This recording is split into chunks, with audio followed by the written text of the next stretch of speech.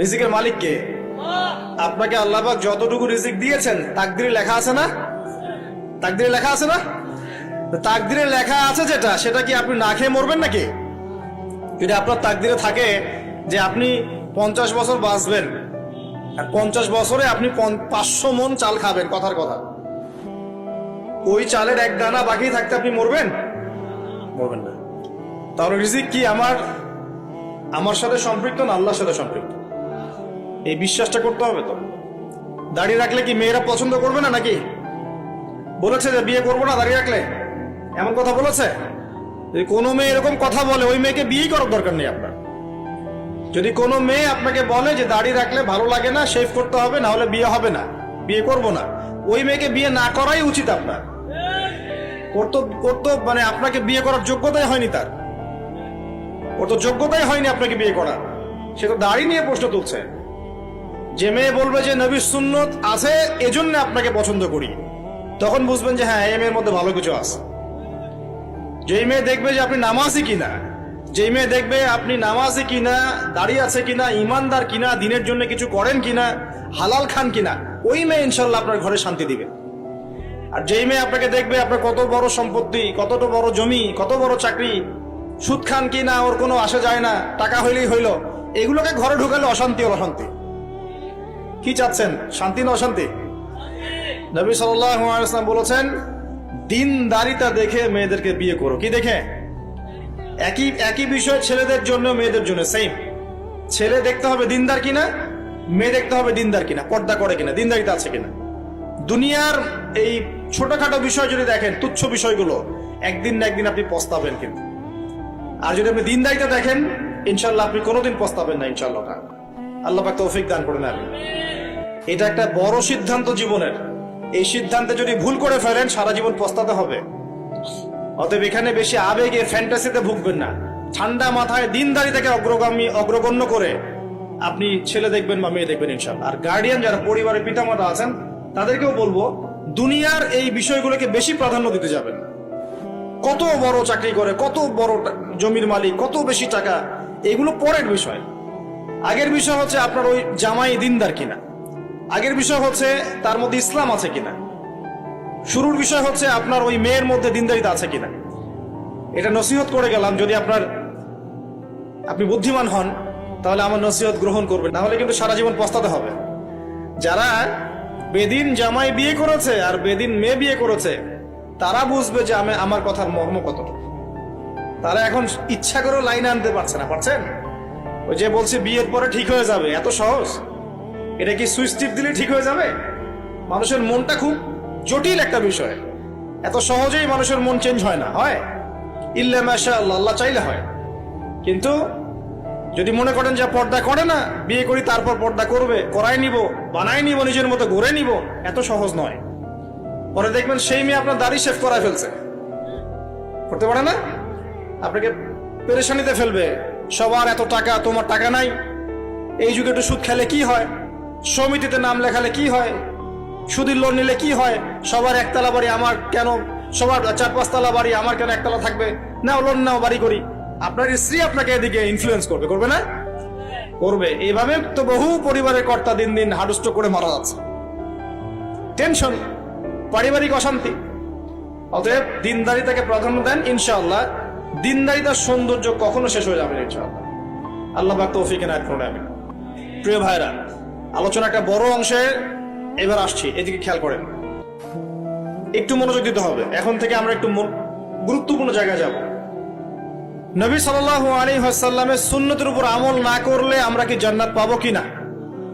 আর নবীর সুন্নত কি শুধুমাত্র ইবাদত বন্দেগীর ক্ষেত্রে করলেই হবে, না জীবনের সব ক্ষেত্রে করতে হবে? আমার সাথে কথা বলেন। নবীর সুন্নত কি শুধু ইবাদত বন্দেগীতেই করব, নাকি জীবনের সব ক্ষেত্রে করব? আল্লাহর নবী সাল্লাল্লাহু আলাইহি ওয়াসাল্লাম মাত্র 23 বছরে আইয়ামে জাহিলিয়াতকে সরিয়ে দিয়েছেন কি দেন নাই?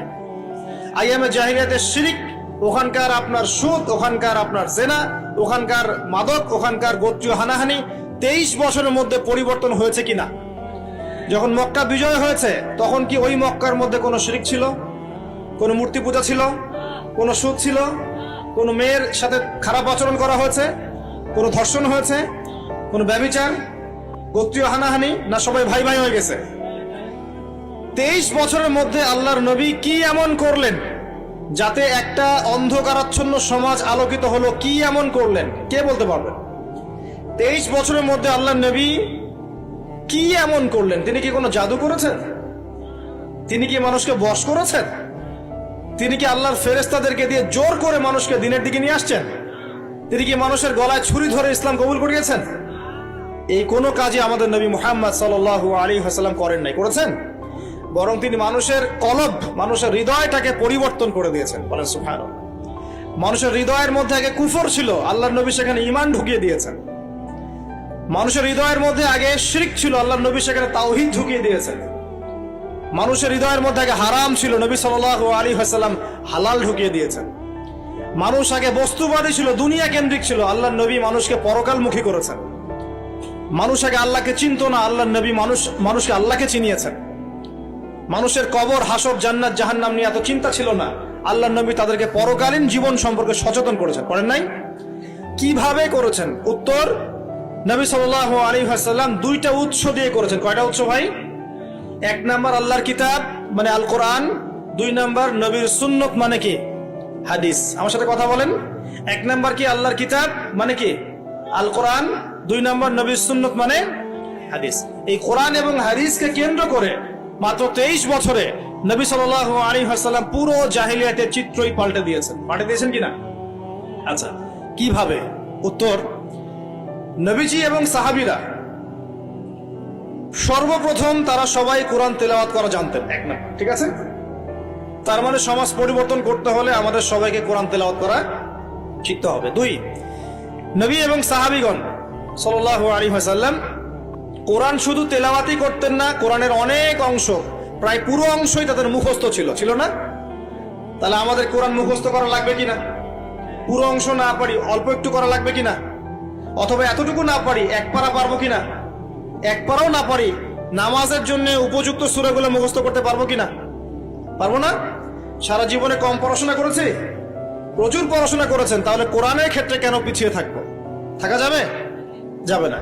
ওই যে বারবার একটা কথা বলি, 15-20 বছর পড়াশোনা করে 15টা সূরা শিখছেন না। 15 বছর পড়াশোনা করে আপনি 15টা হাদিস শিখছেন না। শিখেছেন? 15 বছর পড়েছেন, 10 জন জান্নাতের সার্টিফিকেট প্রাপ্ত সাহাবীর নাম বলতে পারছেন না। নবীজির 10 জন স্ত্রীর নাম বলতে পারছেন না, তার জীবনী বলতে পারছেন না, ঈমান ভঙ্গের কারণগুলো বলতে পারছেন না, কোন কোন ক্ষেত্রে ওযুর মাসআলাগুলোও বলতে পারছেন না, কোনটা ফরজ কোনটা সুন্নাত। এমন আছে না? এবং এদের সংখ্যা কি কম না বেশি?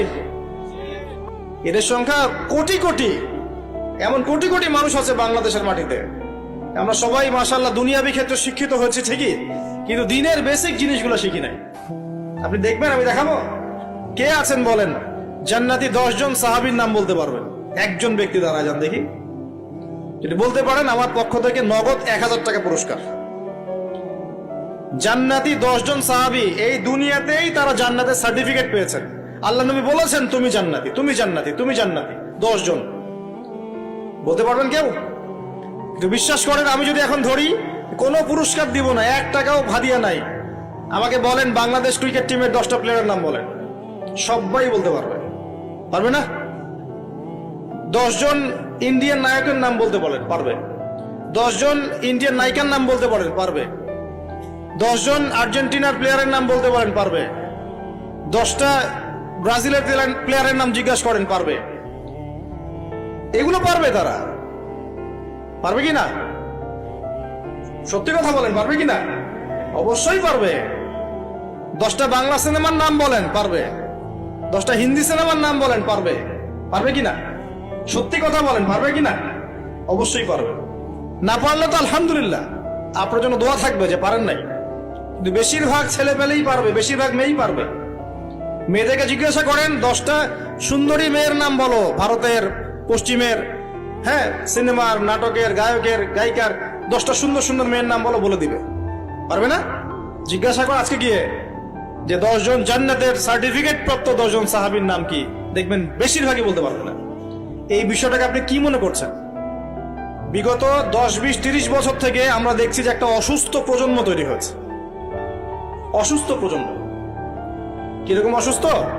দিনের জ্ঞান অর্জনের কোনো ফিকির করে না, সারাদিন দুনিয়ার জ্ঞান অর্জন নিয়ে পড়ে আছে। এর উদ্দেশ্য একটা সার্টিফিকেট অর্জন করে চাকরি পাওয়া। উদ্দেশ্য এটাও না যে এই জ্ঞান দিয়ে সে দেশ ও জাতির খেদমত করবে, এটা উদ্দেশ্য না।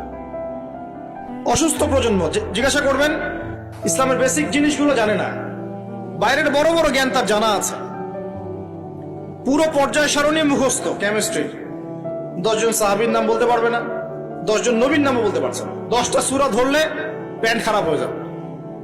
একটা সূরা ফাতিহা বিশুদ্ধ করে কোন আলেমের সামনে তেলাওয়াত করতে দেন, দেখবেন 10টা ভুল করে বসে আছে।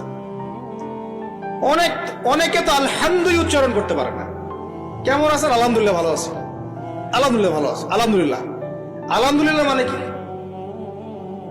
আলহামদুলিল্লাহ মানে সমস্ত প্রশংসা কার জন্য? আল্লাহর জন্য। আর আলহামদুলিল্লাহ মানে সমস্ত ধ্বংস আল্লাহর জন্য। নাউজুবিল্লাহ। অর্থ কি হয়েছে দেখছেন? আলহামদু মানে ছোট হায় হাওয়াজ দিয়ে পড়লে অর্থ পরিবর্তন হয়ে যায়, উল্টা অর্থ হয়। আর আলহামদু বললে অর্থ পারফেক্ট হয়। কুল হুয়াল্লাহু আহাদ, কুল বললে একটা অর্থ হয়, আর কুল হুয়াল্লাহু আহাদ বললে আরেক অর্থ হয়।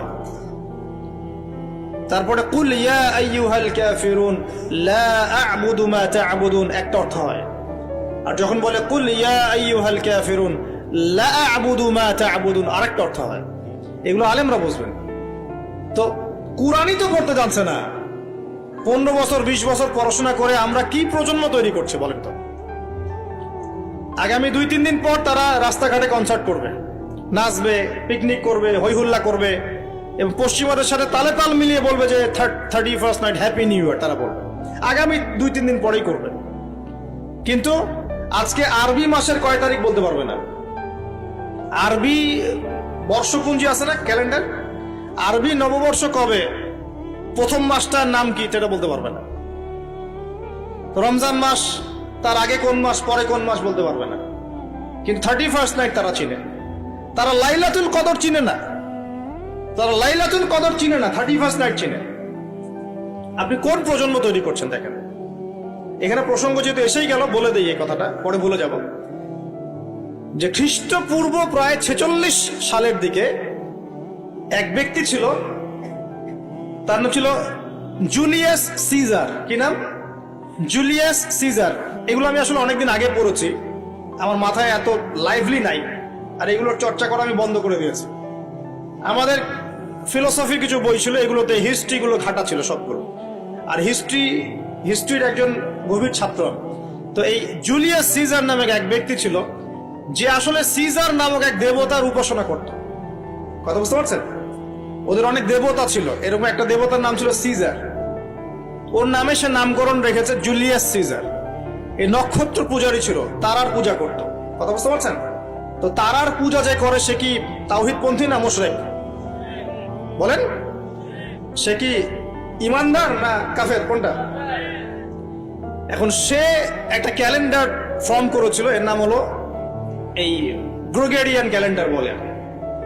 তো এখানে প্রথম বর্ষ যেটা, এই প্রথম বর্ষতে উৎসব পালন করা শুরু করেছে এই জুলিয়াস সিজার নামক এই ব্যক্তি প্রথম, এবং সে সমাজ এটা চালু করে দিয়েছে।